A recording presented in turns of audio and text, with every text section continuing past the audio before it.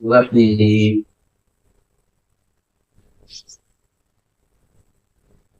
درود الشريف پڑھ لیں. اللهم صل على سيدنا شفيعنا نبينا على حبيبك خير الخلق كلهم. جیسے آپ نے خندق کا وہ منظر اور بنو قریظہ کی غداری، حضرات اصحاب کا استقامت، نبی صلی اللہ علیہ وسلم کی اس وقت قربانیاں آپ نے سماعت فرما رہے ہیں، اور کس طرح سے بہادر عمر ابن عبدود، جس کو 1000 شہ سواروں سے بہتر مانا اور سمجھا جاتا تھا اس دور میں، جس کی بہادری کے چرچے تھے، اور عرب کی عورتیں جس کے گن گاتے تھے بہادری کے، اور وہ میدان مقابلے پر آیا اور للکارا، تو حضرت علی مرتضیٰ اس کے مقابلے کے لیے آگے بڑھے. نبی صلی اللہ علیہ وسلم نے اپنے مبارک ہاتھوں سے حضرت علی مرتضیٰ کو تلوار عطا فرمائی، اور حضرت علی مرتضیٰ آگے بڑھے، جس کو آپ نے سنا تھا.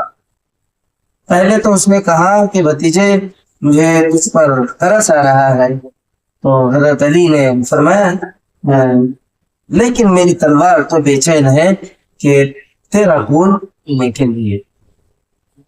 حضرت علی مرتضیٰ نے منہ توڑ جواب دیا.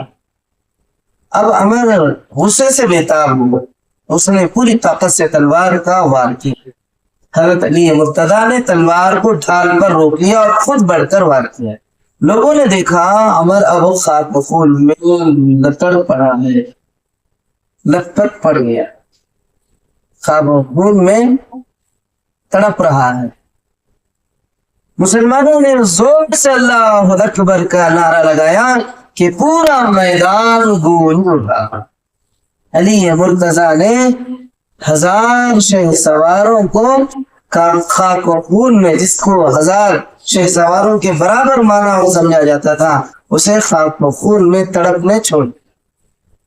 کچھ دیر عمر کے ساتھیوں نے مقابلہ کیا، لیکن پھر سب بھاگ کھڑے، دم دبا کے سب پھسل گئے.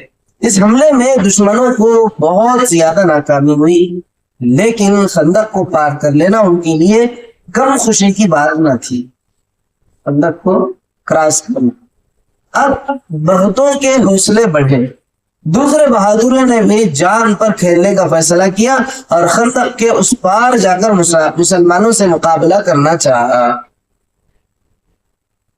کچھ لوگ جب پار لیے تو دوسروں کو بھی اب معاملہ یہاں عزت کا بھی، ہاں انہیں گیا تو جا سکیا نا، یہ بھی ایک معاملہ. اور دوسرا جو ہے، انسان جب پہلے ایک آگے بڑھتا ہے تو دوسرے کو بھی تھوڑا ہمت آ جائے.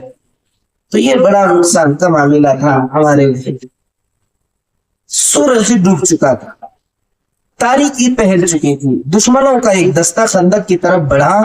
آگے آگے نامی بہادر نوفل تھا، ان کے آگے نوفل نامی بہادر آگے آگے تھا.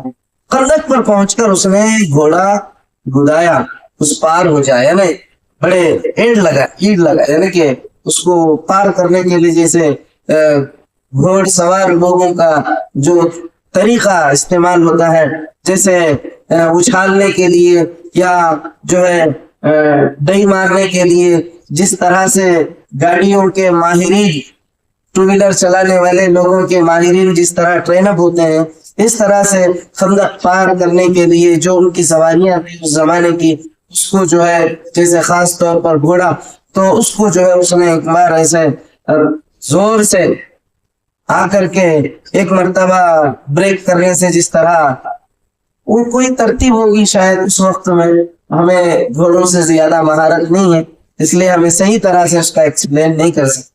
تو بہرحال اس میں جو ہے نوفل نامی ایک شخص جو ہے دوستوں کو اپنے پیچھے ڈال کر کے اس نے پار کرنے کی کوشش کی.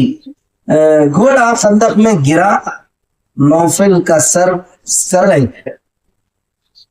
نوفل نامی شخص جو اپنے پیچھے کچھ لوگوں کو ڈال کے لایا اور گھوڑے کو جو ہے بہت زور کے ساتھ لا کر کے یہ کیا، پار کرنے کی کوشش کیا، تو مگر آ کے اون منہ گرا اور اس کا سر جو ہے پس کے رہ گیا. یہ عبرتناک انجام سامنے تھا، اب ساتھیوں کو کہاں ہمت ہو سکتی تھی۔ اب یہ حال زار انہوں نے دیکھ لیا، الٹے پاؤں واپس لوٹ گئے۔ ابو سفیان نے مسلمانوں کے پاس کہلایا نوفل کی لاش واپس کر دی جائے، بدلے میں ایک خون بہا یعنی 100 اونٹ دیے جائے گا۔ اللہ تبارک تعالیٰ کا نظام بھی بڑا عجیب ہے۔ یہ نوفل کے لاش کو پانے کے لیے مشرکین نے نبی صلی اللہ علیہ وسلم کے پاس کہلا بھیجا کہ ہم اس کے خون بہا کے طور پر اس کی لاش کے دینے پر 100 اونٹ دیں گے، اٹھا لے جاؤ اسے، ہمیں اس کا خون بہا نہیں چاہیے۔ اللہ کے پیارے پیغمبر کا جواب ملے، جاؤ کسے ہونا تمہارا خون بہا، ہم نے کیا کرنا تمہارا خون بہا ہے، اس کی بدنما لاش کو لے کے چلو، بولتے ہیں چل چل یہاں سے ہٹ جا، نکل جا یہاں سے، کسے ہونا تیرا خون بہا۔ نبی صلی اللہ علیہ وسلم کا یہ جواب ان کے دلوں پر بجلی بن کر کے گرا ہو۔ ایسی کیفیت میں کئی دنوں سے جو ہے مسلمانوں کے حالات جو ہے محاصرے کی وجہ سے جو کیفیت جو ہے آنا جانا نہ جو غلے کا آمد و رفت کا بند ہو جانا، کیا حالت ہوگی مسلمان کو۔ آپ سنے نہیں ہے تاریخوں میں کہ نبی صلی اللہ علیہ وسلم نے خندق کے موقع پر جو ہے کئی پتھر اپنے پیٹ پر بندھے تھے۔ صحابہ اکرام کا حال زار آپ نے بہت سے واقعات بھی آپ نے سنے ہیں، جس میں سے نبی صلی اللہ علیہ وسلم نے خود جو ہے بھوک کو برداشت کیا، اپنے اصحاب کو بھی اس کی تلقین فرمائی، یعنی کہ بھوک کو برداشت کرنے اور صبر کرنے کی۔ تو اس کے باوجود بھی آپ کا اس طرح کا جواب، ماشاء اللہ، اس کی لاش بھی پلید ہے، آپ علیہ السلام نے فرمایا اٹھا لے جاؤ اسے، ہمیں اس کا خون بہا نہیں چاہیے۔ اس کی لاش بھی پلید ہے، اس کا خون بہا بھی پلید ہے۔ ہمارے پیارے پیغمبر نے بہترین جواب دیا۔ مشرکوں نے اپنی وہ لاش اٹھائی اور واپس چلے گئے، لیکن اب بھی وہ اپنی حرکت سے باز نہ، دن رات خندق پار کرنے کی کوششیں برابر کرتے رہے۔ اس کے لیے باقاعدہ ٹولیاں بنائی، وہ ٹولیاں خندق پر منڈلاتی رہتی، جہاں ایک ٹولی واپس جاتی دوسری ٹولی آ پہنچتی، ہر درجہ کوشش کر کر کر کر وقت تھک گئے تھکا، پھر ایک ٹولی جو ہے گھڑی میں رہے، بات تھک گئے، واقف ہو گئے۔ تو کئی راتیں مسلمانوں پر ایسی گزری کہ خدا کی پناہ، گھروں میں عورتیں جو ہے بہت معمولی بات نہیں ہے نا، یہ معاملہ ذرا برابر بھی آگے پیچھے ہو گیا تو تھس نس ہو جائے۔ کیا گزرا ہوگا اس وقت میں؟ ہم لوگوں کو ذرا سی بات کوئی کچھ بولا، ایسا بولا کرتے ہمارے بارے میں، ایسا کرتے بولے تو راتوں کی نیند اڑ جائے۔ اب یہاں دشمن سروں پہ کھڑا ہے، اور وہ اکیلے کے لیے نہیں، پورا پریوار، پورا مدینہ، پورا قبیلہ، پورا کنبہ، پورا گاؤں ان کے داؤں، ان کے تلواروں کے سائے ہیں۔ بچے بلبلا رہے تھے، اف ذرا سوچو تو صحیح ان جانثاروں پر کیا بیتی ہو جو خطرات کے نرغے میں تھے، لگاتار تیروں کی بوچھار ہو رہی تھی، موت انہیں دبوچ لینے کے لیے اپنے پنجے کھولے کھڑی تھی تیار۔ وقت بڑا ہی نازک تھا، عرب کی ساری طاقتیں ایک جٹ ہو گئی تھی حق کو مٹا دینے کے لیے۔ ایسے میں آپ صلی اللہ علیہ وسلم کا بھروسہ صرف اور صرف خدا پر تھا۔ آپ صلی اللہ علیہ وسلم خدا سے گڑ گڑاتے، ہاتھ پھیلا کر مدد کے لیے دعائیں کرتے، صبر و ہمت کی بھیک مانگتے اور اسلام کو غالب کرنے کی درخواست دیتے۔ سروں پر موت لا رہی تھی، دشمن تاکنے لگے تھے، مسلمان ذرا بھی غافل ہوں، حملے کا موقع ملے اور وہ بے تحاشا ٹوٹ پڑے۔ ایسے برے وقت میں پیارے نبی صلی اللہ علیہ وسلم بھی جنگ میں بہادرانہ حصہ لے رہے تھے۔ آپ صلی اللہ علیہ وسلم نے بھی خندق کے مختلف حصوں پر فوجیں تقسیم کر دی تھی جو دشمن کے حملوں کا مقابلہ کرتی۔ ایک حصہ خود آپ صلی اللہ علیہ وسلم کی نگرانی نگرانی میں تھا. آپ صلی اللہ علیہ وسلم دشمن کو تیروں سے روک رہے تھے. ذرا بھی ہٹ کر دم نہ لیتے. اگر کوئی ضرورت پیش آ جاتی اور وہاں سے ہٹنا پڑتا تو اپنی جگہ دوسرے کو کھڑا کر دیتے. جو ہی ضرورت پوری ہو جاتی فوراً آ کر اپنی جگہ آپ سنبھال لیتے. اس طرح ایک طرف تو آپ ساتھیوں کی ڈھارس بندھا رہے تھے, دوسری طرف بلند ترین انسانیت کا نمونہ پیش فرما رہے. معمولی بات نہیں. ایک طرف آپ خود جو ہے ایک جگہ کی کمانڈری کر رہے تھے اور دوسری طرف پورا چکر مارنا اور وہاں جا کر کے ان کی ہدایات کرنا, ان کو صبر کی تلقین کرنا اور پورے کیفیت کو دیکھنا. لڑائی کا آخری دن بڑا ہی سخت گزرا. تمام دن زوروں کا مقابلہ رہا. دشمن کے ماہر تیر انداز خندق کو گھیرے کھڑے تھے اور بے تکال تیر پتھر برسا رہے تھے. مسلمان تھک کے چور تھے. ادھر ہزاروں کا مجمع, ادھر مٹھی بھر جا. ادھر پورا عرب آیا تھا مدینے کے باہر. اب یہ صرف مدینے کے کچھ مسلمان. آپ اندازہ لگائیے کہ پورا عرب, پورا علاقہ ایک گاؤں کو گھیر لے تو کیا کیفیت ہوگی, اسے ہم ایکسپلین بھی نہیں کر سکتے. اس وقت کی کیفیت کو الفاظ میں سمو نہیں سکتے. مسلمان تھک کے چور تھے, پیاس سے بدحال تھے, لیکن اپنی جگہوں پر پہاڑ کی طرح اٹل تھے.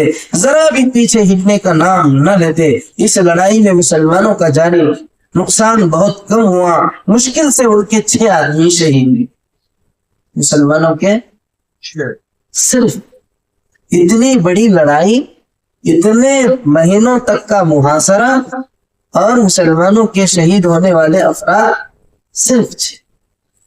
البتہ انصار کا سب سے بڑا بازو ٹوٹ گیا. حضرت سعد بن معاذ جو اوس کے سردار تھے, بڑی جان بازی سے لڑ رہے تھے. ایک دشمن حبان ابن عرقہ اس کی تاک میں تھا. موقع پا کر ان کے ہاتھ پر تیر مارا. ہاتھ کی موٹی رگ کٹ گئی, خون کا فوارہ جاری ہو گیا. اس وقت حضرت سعد نے آسمان کی طرف نگاہ اٹھائی اور خدا سے التجا کی. اللہ اللہ, وہ التجا بھی کتنی پیاری تھی. اے اللہ, اگر قریش سے ابھی جنگ ہونی باقی ہے تو مجھے زندہ رکھ. جس قوم نے تیرے رسول کو جھٹلایا ہے, ان کو گھر سے بے گھر کیا ہے, ان سے زیادہ کسی سے لڑنے کی مجھے تمنا نہیں, لیکن اگر تم سے اب جنگ نہ ہونی ہو تو مجھے اسی زخم میں شہادت دے دے. اور جب تک میری آنکھیں بری قریظہ سے ٹھنڈی نہ ہو لے, مجھ کو موت نہ دے. قربان جائے ایسے ساتھ پر, خدا کی رحمتیں ہو ساتھ پر, اور بنی قریظہ کے یہودیوں کا جنہوں نے غداری کی, پیارے نبی کے ساتھ بے وفائی کی. اگر وہ بے وفائی نہ کرتے, وقت پر دھوکہ نہ دیتے تو اتنی خطرناک صورت کبھی پیدا نہ ہوتی. مسلمان سخت بے چین تھے, خوف سے بدحال تھے. آنکھیں پتھرا گئی, کلیجہ منہ کو آ گئے.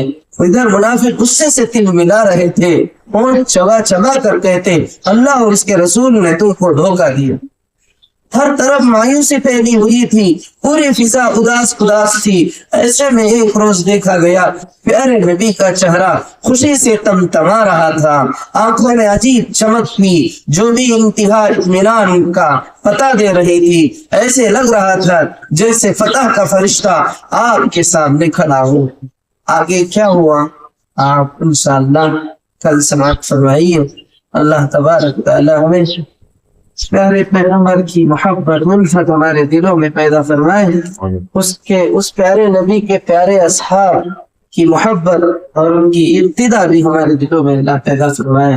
جنہوں نے مشکل وقت میں اپنے پیارے حبیب کو, ہمارے پیارے پیغمبر کو جنہوں نے ساتھ دیا ہے, اللہ انہیں بھی جزائے خیر عطا فرمائے. اپنے کرم سے مولا دعا کو قبول فرمائے. سبحان اللہ بحمدہ, سبحانک اللہم وبحمدک, وأشهد أن لا إله إلا أنت وأستغفرك. سبحان ربك رب العزة عما يصفون, وسلام على المرسلين, والحمد لله.